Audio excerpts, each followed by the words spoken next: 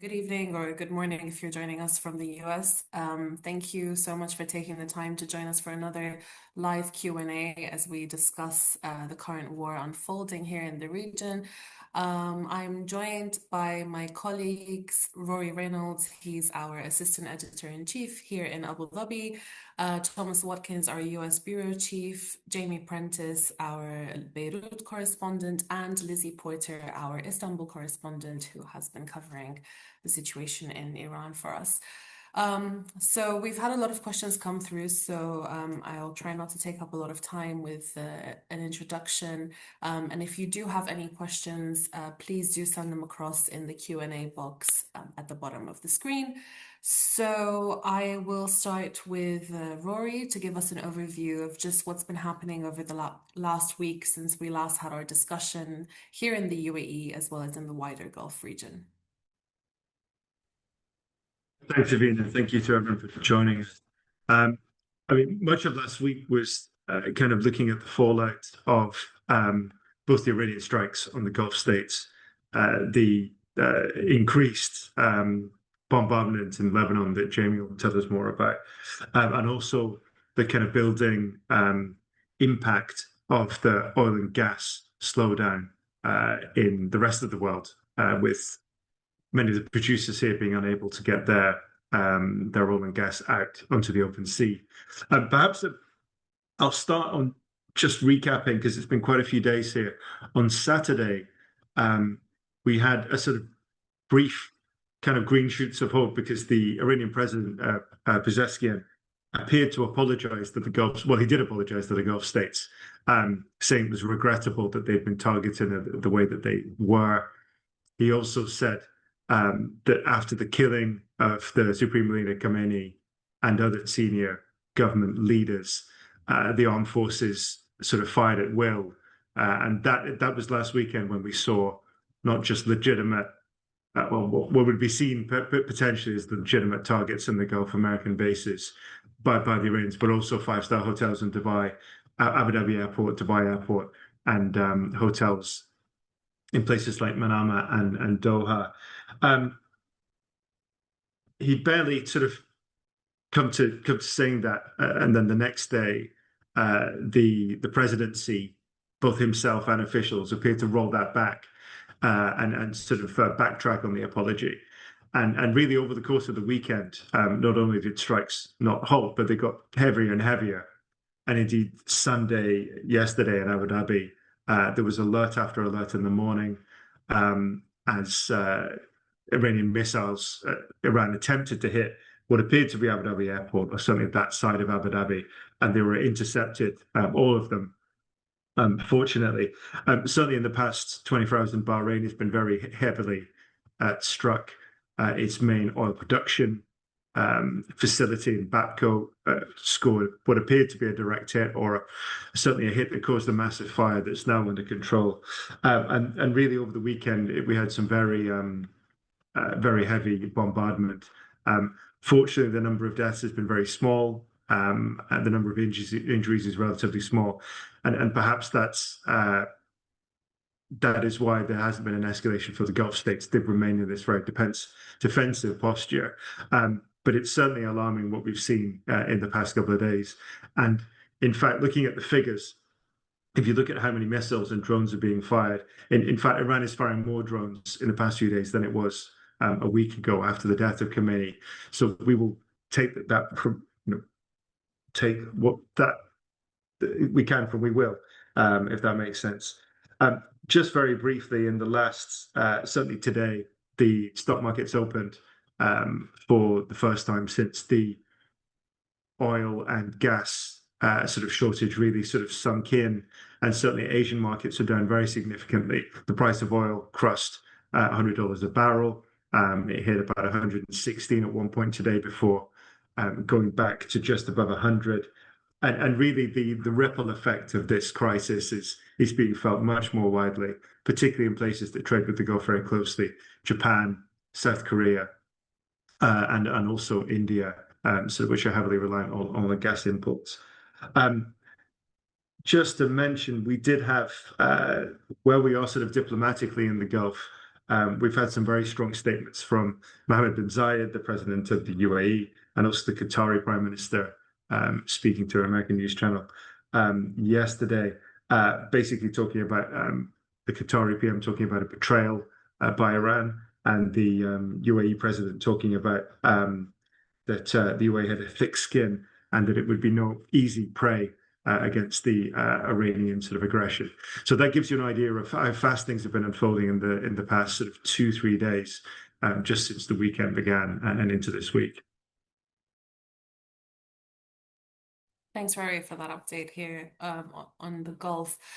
Lizzie, I'll come to you next. So we've seen obviously a lot of, huge strikes on Iran over the past week, some of them seeming as apocalyptic scenes, especially after the strikes on the oil fields. But an important development overnight with Iran now having a new supreme leader. Sorry, just your microphone. So sorry. Mujtaba Khamenei was elected by the Assembly of Experts, which is a body of 88 clerics, mostly elderly clerics. He was elected as the new supreme leader. He is the son of Khamenei. So some Iranians already are saying that, well, look, this is like a monarchy.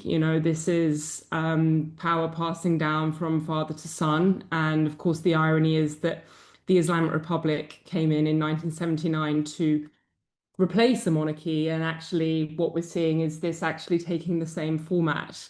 Mujtaba is a hardliner. He has the backing of the Islamic Revolutionary Guard Corps. And it's difficult to know what will happen now.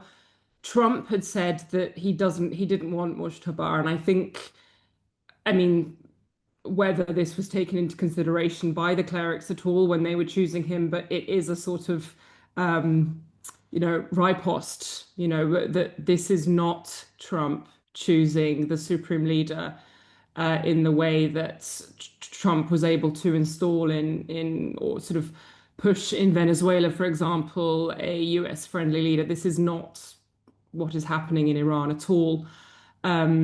It's difficult to speculate about where he will go, and bearing in mind that the supreme leader holds control over most parts of the country, over the legislative, executive, judicial authorities in the country in some form or another. While there are many layers of governance, ultimately the supreme leader does hold ultimate power.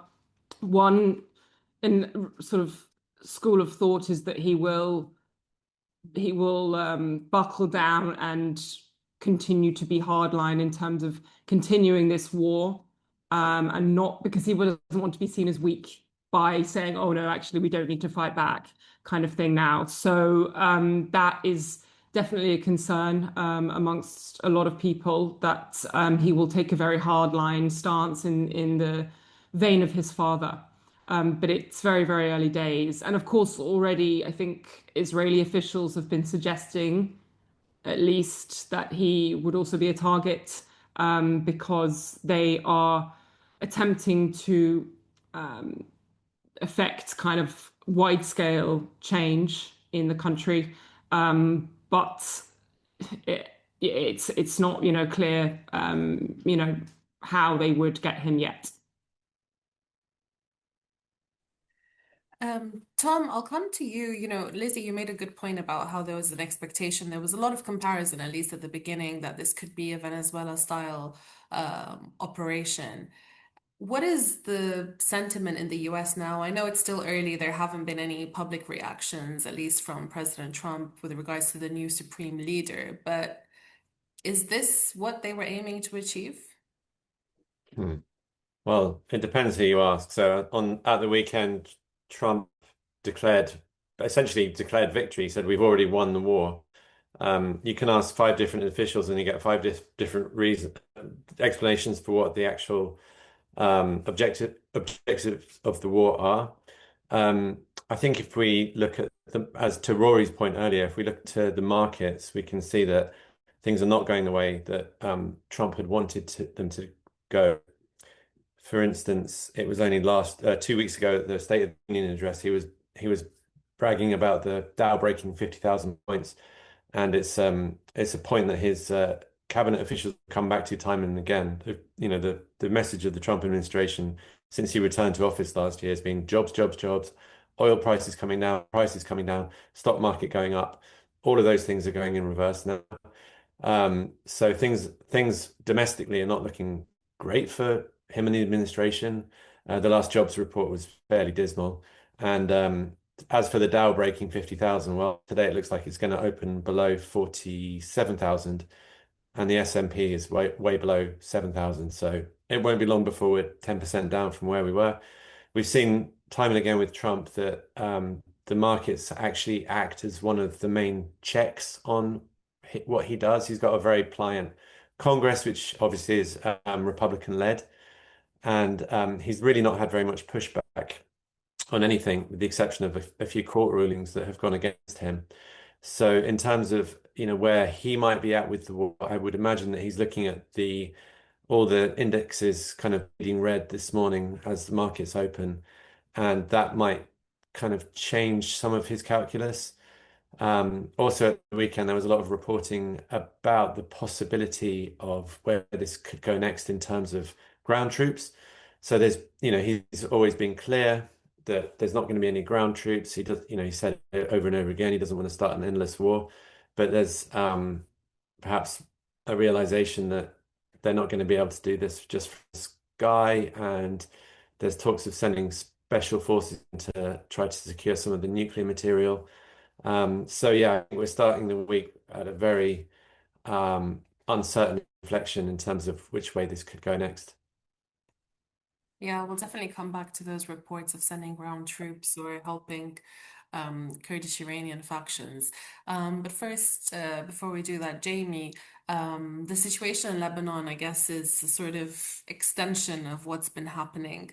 What can you tell us about what's been happening there in the past few days? Yeah, so if I could firstly say that I'm coming to you from the National Bureau in central Beirut, and me and another we're reporting as best as we can. What you're seeing is there's we're seeing the destruction of Lebanon. South of Beirut is just it's been flattened. South Lebanon is now off limits. The Israelis have issued forced displacement orders throughout a mass region. And in the Bekaa, you've got Israeli helicopters landing now, the special forces missions. Where me and Nader Tallah, my colleague Nader Tallah, we were there on Thursday. So you're seeing a repeat of what we lived through in 2024. And I guess the difference between now and 2024 is that we have a government who was trying to commit to change and is doing their best to commit to change. And by the way, I was literally just in Parliament right now. The Parliament will extend their term by 2 years now. But I don't really know what to say. Like, we're helpless. We don't really know what will happen next, to be honest. You've got Hezbollah fighters engaging in ground fights in the Bekaa and in South Lebanon. But we don't really know what happens next, because I don't think Lebanon, frankly, has too much power to decide what happens next. So you're seeing chaos. I think we've all seen the figures: nearly 100 children killed, more than 400 people killed in the strikes. And I think we frankly feel quite powerless. That's what I would say. Yeah, well, you've all been doing a great job, as you said, reporting from there, given the situation. Obviously, this is not something new, but definitely seems much worse, perhaps, than previous bouts in the past 2 years. Um, Moving back a bit to the GCC, Rory, we have a lot of questions if you want to help me answer some of them. So I would start with the first sort of theme that I'm seeing in a lot of them, which is basically would the UAE or other Gulf countries actually, join the war by attacking Iran? But just to start with what Jamie's saying, I mean, this is the expansion of the war that Jamie's describing. And I would certainly encourage everyone watching, joining us tonight to read his dispatch on the children that have been killed in the conflict, because there's a great concern that this war continues to grow, continues to sort of grow arms and tentacles and end up spreading to more countries. I think we're going to talk about Turkey in a moment, and perhaps some of the other areas of concern.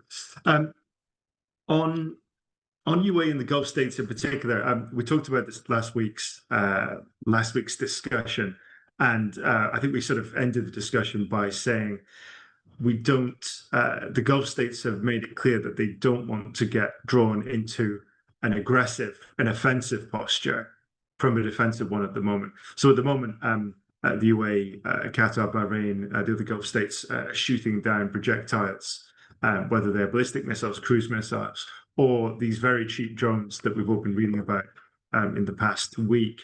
They have a considerable number of munitions to do that with. We saw this incredible video of it was either a jet or an Apache gunship shooting down drones with machine guns just yesterday, which was released by the Emirati Ministry of Defense, in the sort of tactics that you might have seen in Ukraine. But at several points, the UAE and other Gulf states have kind of been at pains to say that the door to diplomacy is still open, that they see this as a defensive posture, albeit a very robust one. I think a state of defense that was the phrase that was used. But look, it's hard to sort of never say never. I mean, it's possible that something could happen that would draw the Gulf states in. It's possible, I don't even think it, but like a mass casualty event, which fortunately hasn't happened anywhere in the Gulf, could change the calculus. Again, we don't want to speculate too much, but it's possible it's happened in other conflicts. But for now, the Gulf states have been quite clear that for now it's defensive, and they want to see an end to the conflict. And just because I think we've mentioned Turkey a few times, given the recent news that we've heard, Lizzie, if you want to talk us through that. It's the second time that NATO forces are shooting down an Iranian projectile in the past week. What are the chances of Turkey being dragged further into this, and what implications does it have for NATO overall? Yeah, so just in the past hour or so, Turkey's defense ministry put out a statement confirming that an Iranian ballistic missile that had entered Turkish airspace was shot down by NATO aerial forces, aerial defense forces, and some of the pieces of the intercepted missile fell over Turkish territory. There were no casualties, there were no fatalities, but while this is relative compared to the rest of the region, this is, one missile this week and one missile last week we've had now. This is a potential escalation in terms of the fact that Turkey is a NATO member, and there are clauses within the NATO pact or NATO agreement that when one country is attacked, other countries, conversations can start about other countries in the alliance coming to defend that country that has been attacked. Now, after last week's attack, the NATO Secretary General confirmed that that process was not going to start and that there was not going to be the Mutual Defence Pact enacted. There has been no word on the status of this of today, but so while it's a relatively small in terms of the number of missiles, it's significant in the terms of if that is a step that is taken by NATO, if it is decided between them that other countries need to come to Turkey's defense because it is being attacked by Iranian missiles, then that could lead to a significant sort of escalation because you would then have NATO involved. Turkey has really wanted to de-escalate everything, and last week actually they sort of said, oh no, it wasn't meant for us, it was meant for Cyprus. At the same time, officials were clearly unhappy and talked straight away to the Iranians, who also denied it. There are US bases in Turkey as well. Turkey has said that it will take all measures necessary to defend its territory. Again, it's not clear yet, and I don't want to speculate too much. One thing that analysts have told me is that while it would be very unlikely for Turkey to allow the US to use its territory for sort of takeoff and landing for, sorties, it could, if it feels that it needs to take a more defensive posture, it could, and sort of show more of a stance against Iran, it could become more involved in sort of tracking, monitoring intelligence with the US over this conflict. But we're not there yet as far as we know.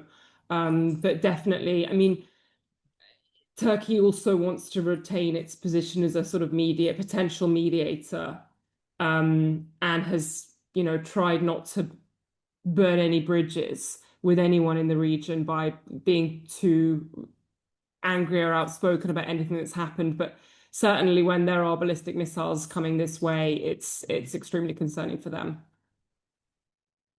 Thanks, Lizzie. Tom and Rory, and also please everyone feel free to jump in at any point, any questions.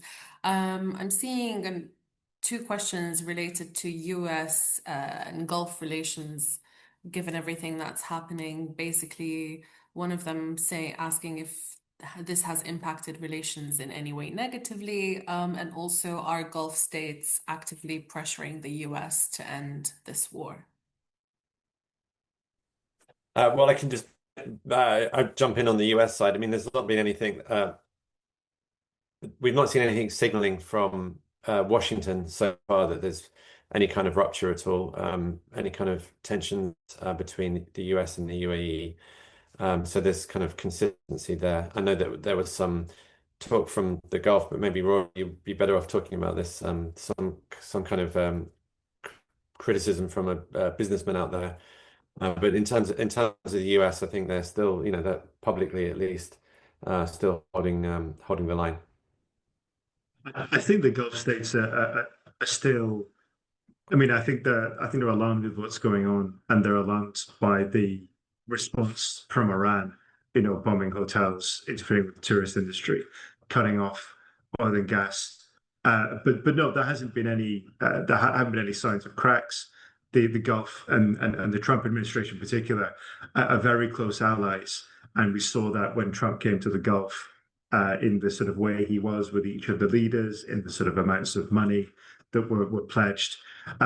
So we haven't seen any cracks, and in any of the specific states or collectively.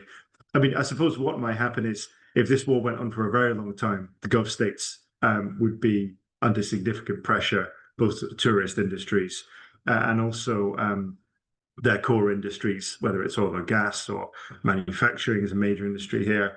The broader impact of a long war, and maybe we can get into this later, would also be economic turmoil, certainly in Asia. Maybe not America, because it's so self-sufficient nowadays with the energy it generates. But there would be many of America's allies who would be saying, this has gone on for a long time and we're all suffering here. So no, there's no sign of fallout or cracks in the relationship now. But that's not to say, particularly more broadly with America's allies, that anyone wants a long war. So I think that's the point of where we are at the moment. Jamie, I want to go back to, the roots of all of this happening in Lebanon. Before these rockets were launched by Hezbollah, and then Israel retaliated in such an escalatory way as it has, we were talking about the disarmament process that was underway of Hezbollah and the US pressure on Lebanon to do so. How did we get back here? And do you think this would have happened even if the war with Iran had not started? Yeah, I mean, look, so it's crazy to say this, but 3 weeks ago, I was 200 meters from the border with Israel with UNIFIL troops. And definitely I saw expanded Lebanese army bases. UNIFIL, of course, is part of that process of monitoring the so-called ceasefire mechanism. But the reality is that Israel was bombing South Lebanon every single day. every single day we saw the strikes, we saw everything that was happening. As for what the Israelis would have done, I can't speak for that, but I think there's a general consensus here that what happened was always going to happen, and it just basically depended on who shot first. Definitely, yeah, I mean, we saw Hezbollah send 6 rockets into a field. It's not going to hurt anyone. Um, um, I think it was always going to Do happen. you think that if we have, we've been talking about mediation between US and Iran, if that ends, do you think that the situation in Lebanon would not necessarily also end?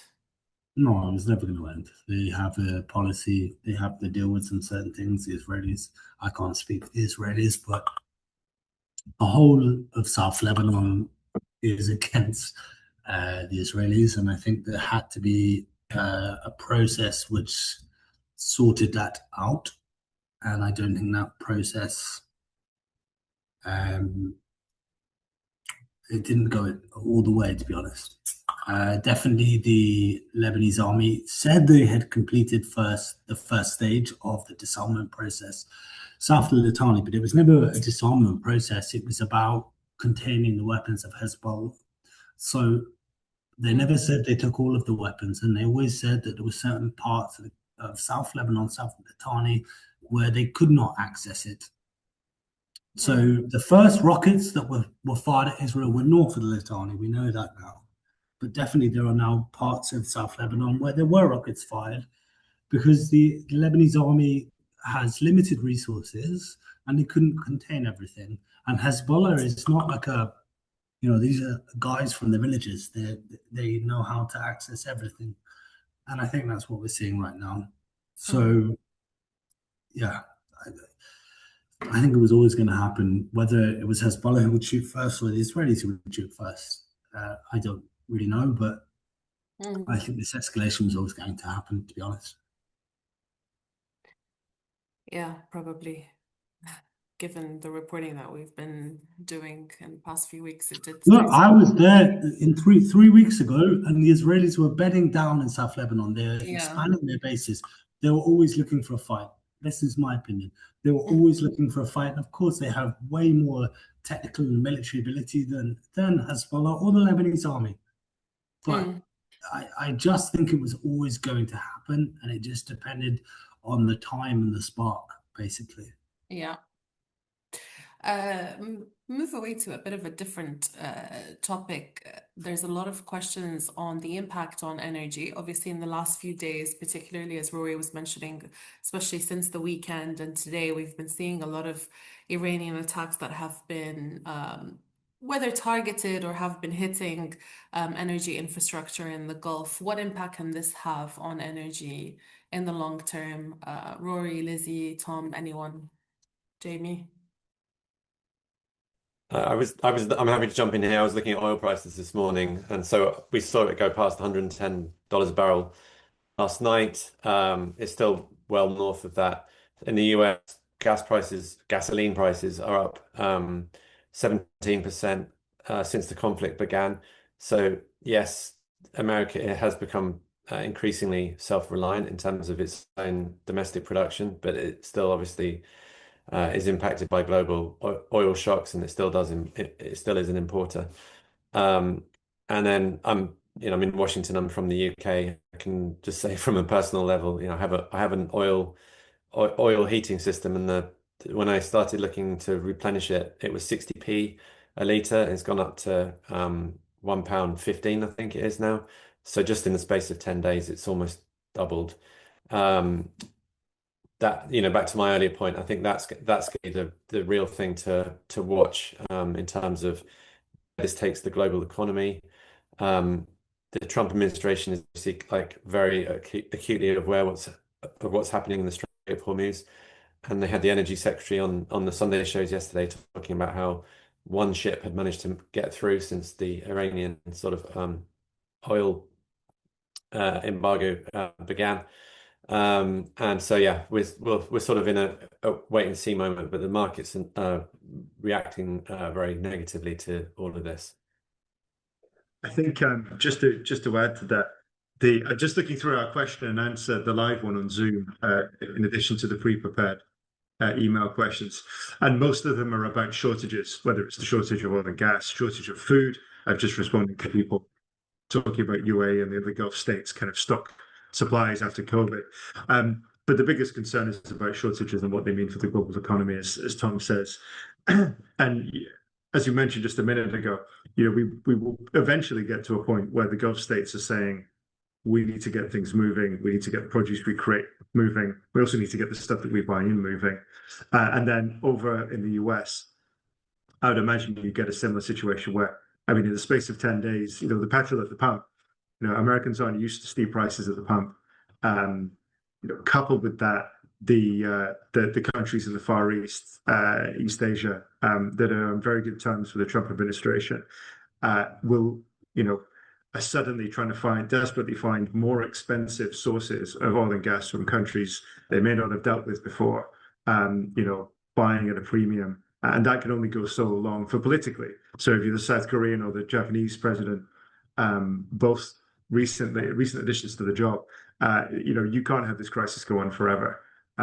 Mr. Modi in India, very good relations with Trump. A major oil and gas shortage in India would be felt very quickly as a country that imports almost all of its energy needs, or it starts burning coal at an even greater rate than it does at the moment. So from all of these sides, the theme is shortages, stuff stuck in the system, supply stuck in the system, and it can only go so long. I would imagine a few weeks, and the conversation will be a very loud one for the administration. Sorry, Lizzie, you were going to come in far. No. You covered a lot there. I just have a couple of points on Iraq, particularly. I'll shout out to my former employer, Iraq Oil Reports, which does very in-depth reporting specifically on the Iraqi energy sector. Iraq is the second biggest producer in OPEC, and officials in Iraq are saying that they're shutting in production already, and saying that they may have to reduce their output from fields in Basra from around 4 million barrels a day to 1 million, which is a lot. And not just for Iraq, which, relies almost entirely on oil revenues for its budget, for its state budget, and any reduction in that is going to lead to significant, or will likely lead to significant, internal turmoil. Obviously, that's a huge amount of global oil supply as well. So that is not a good sign coming from Iraq. In terms, I think we saw over the weekend that the US has issued a temporary waiver for India to be allowed to use Russian oil, or to import Russian oil. And there are memes going around about Putin winning from this situation. There is a sort of grain of truth in them, because when oil from other parts of the world, from the Gulf countries, from the Middle East, becomes much more difficult to keep the pressure on prices down, Russia is going to be the other big alternative. But obviously that is, it shows Putin that he's useful still, that he's still needed, despite what's going on in Ukraine. Lizzie, I'll stay with you because we have a question that actually is, exactly like the conversation that we were just having before we started this live Q&A. What do you think happened to reverse Dr. Pezeshkian's statement about halting attacks on Gulf states, which Rory mentioned at the beginning? Could it have anything to do with Trump's post on Truth Social, which claimed that the halt was thanks to him? Yeah, so this will obviously be of great interest to lots of our audience. I think the president of Iran came out and said that, yeah, we're going to be stopping attacks, and we apologize to our neighboring countries. This is a lot to do with internal politics in Iran. Pezeshkian, he's a reformist. He is the president who does not hold a lot of power.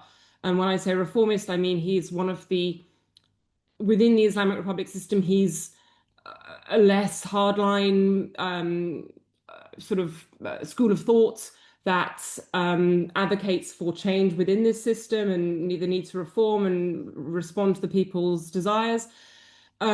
he came out and said that, and then almost immediately, the more hardline sections of the ruling authorities came out and said, no, I mean, actually, I got a text that was sent to an Iranian friend of mine that the government has been messaging people on text because the internet's down. And saying, it was sort of quoting a message from the head of the judiciary, who is a hardliner, saying, no, absolutely not, these attacks are going to continue. So this was partly a way of, I mean, hardliners showing that they are the ones who have the authority and not Pezeshkian, not the reformists. And yeah, also not wanting to seem that they were going to backing down in the face of Trump sort of claiming victory and claiming the upper hand and winning. They want to show that they're in control and continue. So since Pezeshkian made that statement, the attacks on the ground have already carried on, and the messages coming out of the IRGC, the head of the judiciary, etc., is very much that this is going to carry on and they're not backing down. Thanks, Lizzie. Also, a lot of questions in addition to energy and UAE's response are also about the flight situation, which I know we covered a bit last time. But yeah, Rory, if that's something that you would want to go into, just on what we've been seeing over recent days, a few flights leaving and coming back. Yeah, the flight situation has been pretty encouraging, actually. And again, a lot of our questions on the chat are to do with that. Can I fly home? Is it safe to fly? That's actually quite a few people have said, is it safe to fly at the moment? We've seen so we had a total airspace closure last weekend, 2 weekends ago, as it were. And that obviously eased around about Monday. Since then, there've been a lot of people who were stranded in transit in the Gulf. Obviously, it's sort of the crossroads of the world, with Dubai having the busiest airport and Doha and Abu Dhabi also very busy airports. So there was kind of a need to get the people who wanted to leave to their home countries when it was safe to do so. So we've seen the airspace open over the course of last week, and we've seen there's obviously been a call that it is safe enough to fly planes out of the airports, particularly Dubai, and they go immediately south. You can actually watch this on Flight Radar, and obviously millions of people are tuning into Flight Radar these days, but they sort of take off and go straight south away from the zone in which there's projectiles being exchanged. And then there's basically a very long flight around south of Saudi Arabia to Europe, or sort of south of India the other way. So it is deemed safe enough for hundreds of flights to take off in the past week. I think the flight radar showed Dubai is about 50% what it would normally be. And those were figures from today, the 9th of March. Some of the other airports that have been targeted, Abu Dhabi airport's been targeted, as far as we can tell, as recently as today. There are far fewer flights. I think Etihad's maybe something like 10%, according to the flight radar figures. So there's a lot of people in the Gulf who were in transit who want to go home. And there's a number of people, I wouldn't want to overstate how many of it is, but there are a number of people who do want to leave, at least temporarily. It's also the school holidays were brought forward, and that has also made a lot of people think we'll leave for a while and come back when things cool down. The bigger picture with aviation is that it is a crucial part of the Gulf economies, and particularly the UAE's. And absolutely everyone here knows someone who works in the aviation industry, whether the cabin crew, pilot, or the sort of the functions they have. So again, I keep coming back to this, but a very long war would damage that. A short war would probably contain it. And the Gulf airlines have proved to be very resilient, whether it was bouncing back from COVID, whether it's having a very strong balance sheet, whether it's having been very well funded by their shareholders. So to give you a long answer to a short question, things are slowly getting back to normal. They will be hoping it is a short conflict that they can recover from, and a long conflict would potentially damage the industry. And that's how a lot of aviation analysts are putting it as well. Mm. And just on the other side of that, Tom, we've been seeing, a lot of, if we can describe it as slightly chaotic messaging coming from the different, US State Department or the different US embassies in countries across the region, basically telling their citizens to leave immediately. But how? And how is that being seen within the US? Yeah, it's become a bit of a hot potato here, actually. There's been a lot of criticism leveled against the State Department. To be fair, they are actually now more organized than they were. So there are charter flights that are going out. There's also, as Rory said, an increasing number of commercial options that are becoming available. I don't have today's statistics, but I think last week they were saying that they'd helped about 10,000 people leave the region. But the criticism really is that, obviously America knew this war was coming and had plenty of time to prepare for it. And yet it wasn't until several days after the February the 28th when the war began that there was actual guidance from embassies in a lot of these countries saying it's time to leave, you have to get out now.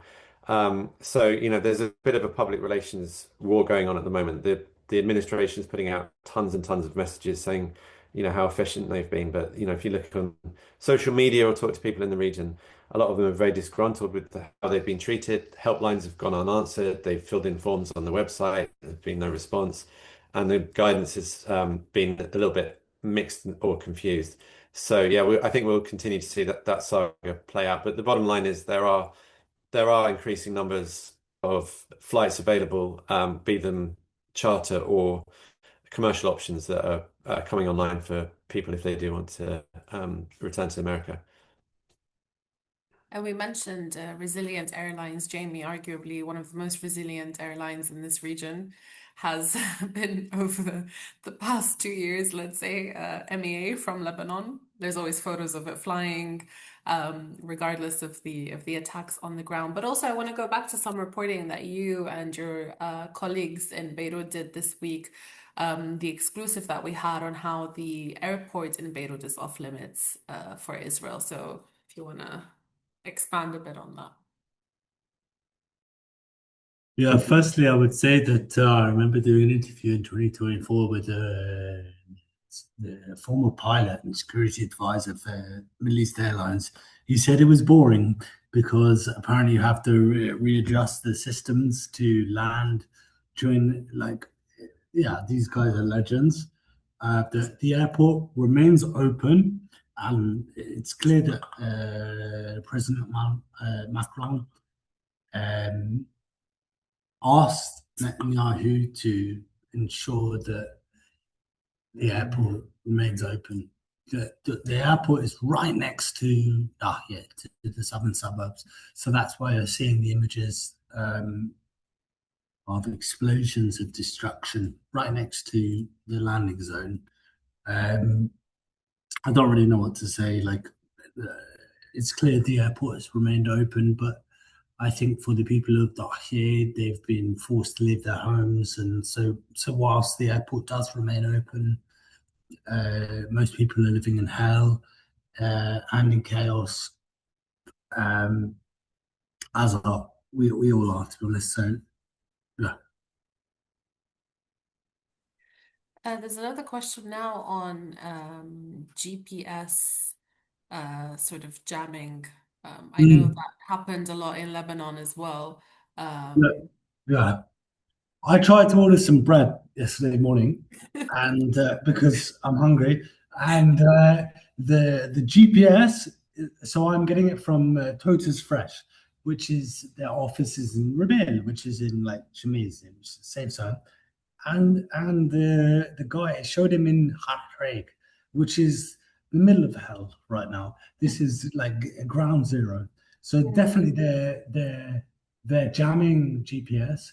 But again, I'll go back to my conversation with the Haj Muhammad, the head of security in Middle East Airlines. He said this is boring. We used to fly in the Civil War and we didn't need GPS. So I'm not worried about the Middle East Airlines pilots.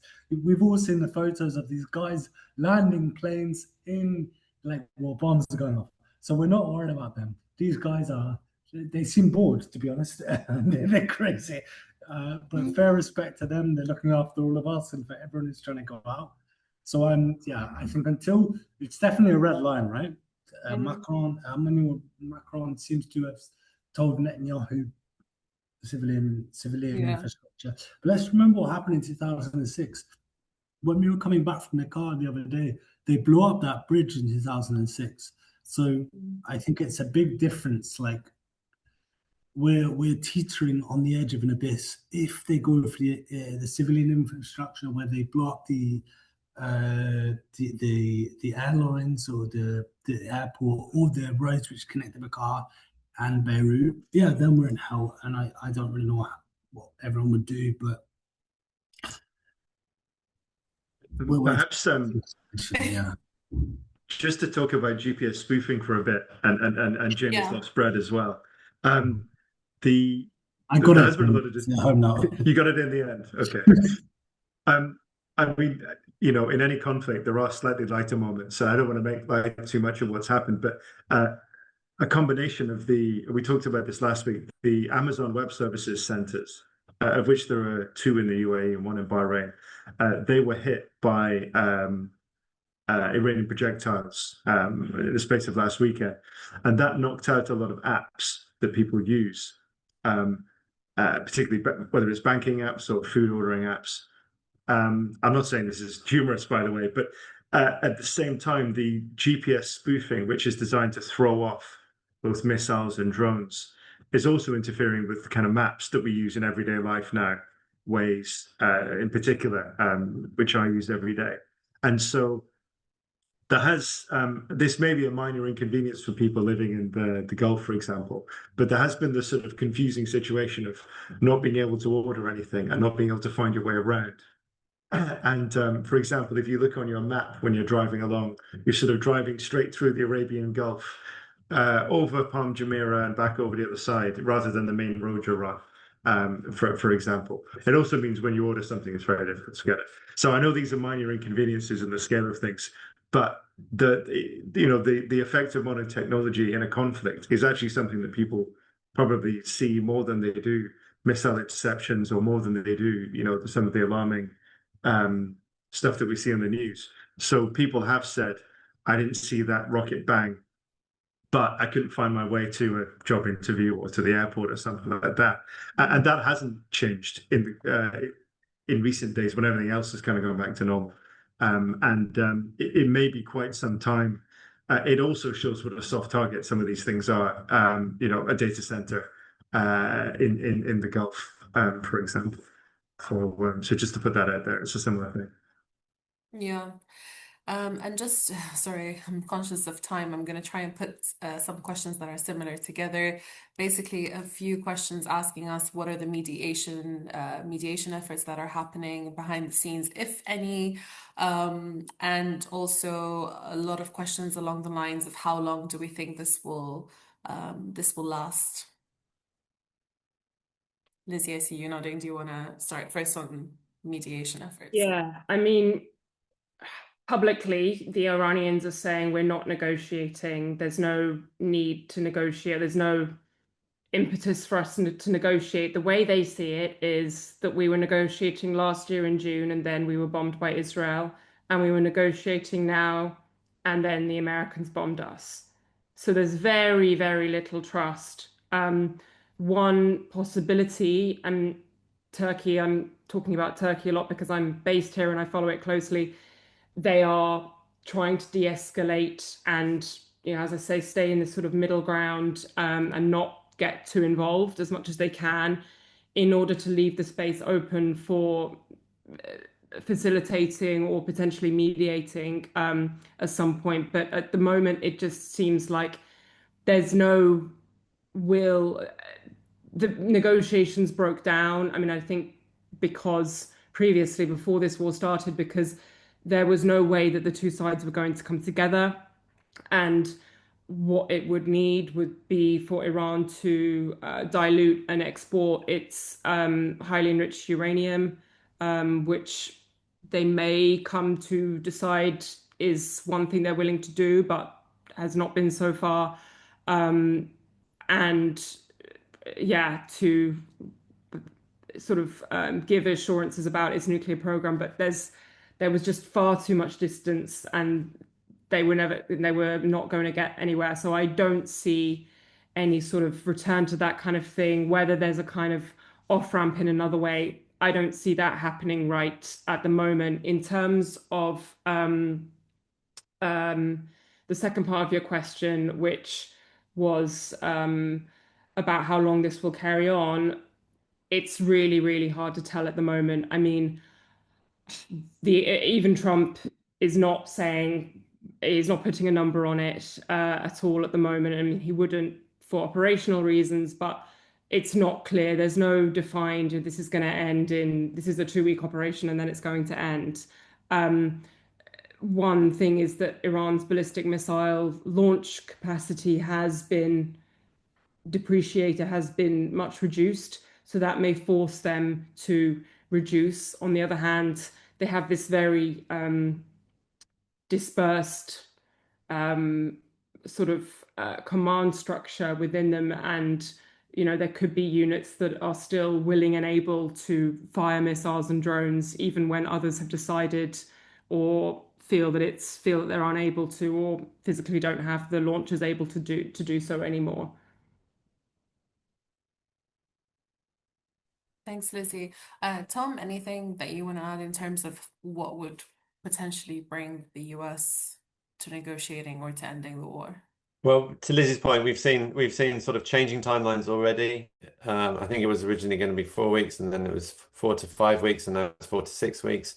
And then we're not going to, and then Trump administration saying we're not going to put a timeline on it. So thing to watch, obviously, at the moment is like, as I already mentioned, the economy, markets, gas prices, and so on, but also like what's happening with his base and his supporters. So in that initial polling, at least is showing that a lot of his base are not quite happy with the way that this war was explained to them, if it was explained to them at all. Yeah, there is, never underestimate the willingness of his supporters to kind of like change their thinking to comport with his point of view. And so there is now like support for airstrikes, but when it comes to ground troops, I think that might be a red line for a lot of his base. But who knows? Like I say, they have shown willing to change their minds, sort of, given changing circumstances. So yeah, watch out for this dragging on. No sign of de-escalation, certainly from the US side. All we see from CENTCOM and the White House are very, very kind of gung-ho. We're going to do this as long as it takes. And, with Trump at the weekend said that the US has won the war. So, expect stuff to ramp up. And so, yeah, I don't see any like immediate sign from Iran or the US that this is going to unfortunately unwind anytime soon. The only thing that could happen, in my view, is that there could be, the domestic pressure in the economy could get so bad that Trump, who's notorious for losing interest in stuff, he could suddenly declare some kind of victory and then just kind of move his focus to somewhere else and perhaps kick the can down the road for a few years and see what happens. So we'll see what the sort of political costs are domestically. I've got a question both from a reader, and it happens to be what we were discussing in the newsroom earlier, so perhaps it's to you guys. If Trump walked away from the war and allowed the regime to continue to exist in some sort of form, what do you think that would mean for the sort of Middle East? This is very open-ended. And the sort of second question is, how do we think Israel would take that? Do we think they would try to persuade him to see it out? Definitely. Yeah, there's an enormous amount of pressure from Israel. I mean, they were the ones that pushed the start date on this war in the first place. Danny Danon came out yesterday immediately after the new supreme leader was announced, and he said basically this is not acceptable, and he sort of issued a veiled threat. So if the regime such as it is were to continue, I think it would face enormous pressure from Israel, and also it would depend on what they are doing in the region. If they're going to continue, if they don't make any concessions, if they continue to treat protesters the way they have been and so on, then yeah, I think we're in for sort of a long haul here. Thank you. Jamie, one question for you from the audience, if you could keep it brief, please, so we can get through it. Just on what can the international community do to help Lebanon with the disarmament of Hezbollah other than stopping Israeli strikes and territorial expansion? I don't think there's much. As we've been discussing, a priest in one of the most anti-Hezbollah villages in South Lebanon has been killed in the last hour. I don't really think there's much you could do. There's only so many weapons you can give to the Lebanese army. I think the best way that you can disarm Hezbollah is by stopping the threat and the reason why they exist, which is to ensure the Israelis withdraw from Lebanese territory and stop their attacks. And Rory, I think we can end with these questions. Just conscious of the fact that we're almost hitting the hour mark. Just on the UAE again, basically, what are the common misconceptions that people have when it comes to the way, the UAE is dealing with the situation, or things that they should do here in the UAE? Obviously, we've been seeing a lot of sensationalism as well from outside. Yeah, I've been trying to respond to as many people as I can, and thank you to everyone for their questions. Look, people have been asking what's daily life like in the UAE. Yeah. Daily life is much normal here. People have been getting on with their lives. We have these alerts on our phones anytime there's a missile or drone nearby. They are geo-fenced, so it's not like everyone in the country gets it at the same time. It can be someone in a sort of sub area, so you're not kind of frightening the population all at the same time. More than 90% of the projectiles have been physically taken down. Some of the others have kind of landed in the water or the desert, so there's been no need to do anything with them. Very few have scored a direct hit. It's in the sort of handful. We don't have an exact number, but it's a handful. The number of deaths has been very low. Fortunately, we hope that doesn't change. And the number of people seriously injured is very, very low as well. It's sort of minor injuries from debris, which was seen a lot in Ukraine when the Ukrainian army was shooting down drones. Other than that, I mean, the economy was kind of going gangbusters until this crisis started. The latest data shows very strong growth in the private sector, not just oil and gas. The private sector is becoming, the real engine of the country. And the rest of the Gulf is sort of following suit in that, but the UAE has the biggest private sector. Daily life carries on. People have been through COVID. They've been through, I mean, there's every nationality in the world here. People have come from conflict zones and war zones and political turmoil and sort of made their lives here. So some of the media coverage in some parts of the world has been pretty extraordinary, focusing on influencers, focusing on sometimes footage of incidents that haven't happened or happened years ago. Sometimes, there is footage of a hotel on fire, which happened, which alarms people. But, daily life is kind of continuing much as normal. And it's kind of a testament to the resilience of people who sort of form a community, particularly when they're from every different country in the world. I hope that continues. I think it will. People have been asking about the economy. It's too soon to say. I think we've covered most of that. People have been asking about the real estate market since there's been a boom there. Again, it's too soon to say. I mean, there's a very rapid growing population here. Many people have made this their home. Many people have purchased property since the pandemic. It is hard to see, a prolonged slump of any kind, unless this turned out to be a very serious, very long war. I think the other Gulf states are probably in the same situation. So just to try to paint a picture for people of that, just outside my window at the moment, people are playing with their children in the street. They're coming home from work. It's life as normal as best it can be, and we hope that this is over soon. True. Thanks, Rory. I think we'll end it here unless there's any other remark that anyone wants to make or any other topic that has come through. But I think we've pretty much covered most of the themes of the questions that have come through. Thank you so much to my colleagues for taking the time in what is a very busy day for everyone. So thank you for that, and thanks for everyone for joining us. I just wanted to say that we will be running more of these in the coming days and weeks as the situation continues, and we will share the recording for this Q&A as soon as possible. And of course, if there are any other topics or any other questions that you have, then please feel free to send those across, and perhaps we can discuss them on our next live Q&A. Thank you so much.